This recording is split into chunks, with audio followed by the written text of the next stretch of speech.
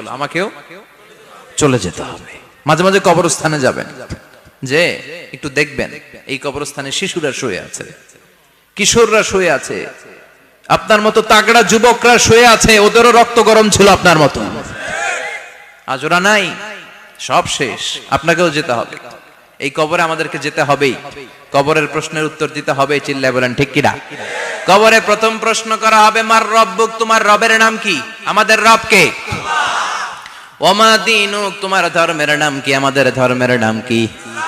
বিশ্ব নবীর চেহারা দেখিয়ে বলা হবে, এই লোকটাকে তুমি চিনো কিনা? চিনি না আমরা? চাঁদের চেয়ে সুন্দর তুমি, নবী আমার কমলিহি ওয়ালা, দু জাহানের বাদশা তুমি, প্যারা নবী সাল্লাল্লাহু আলা, দু জাহানের বাদশা তুমি, প্যারা নবী সাল্লাল্লাহু আলা, চাঁদের চেয়ে সুন্দর তুমি, নবী আমার কমলিহি ওয়ালা। সুবহানাল্লাহ পড়ে। আমাদেরকে জিজ্ঞেস করা হবে, রব কে? বলবো আল্লাহ। ধর্ম কি? বলবো ইসলাম। এই লোকটারে চিনো নাকি? আমরা বলবো চিনি, আমাদের প্রাণের নবী মুহাম্মদ সাল্লাল্লাহু।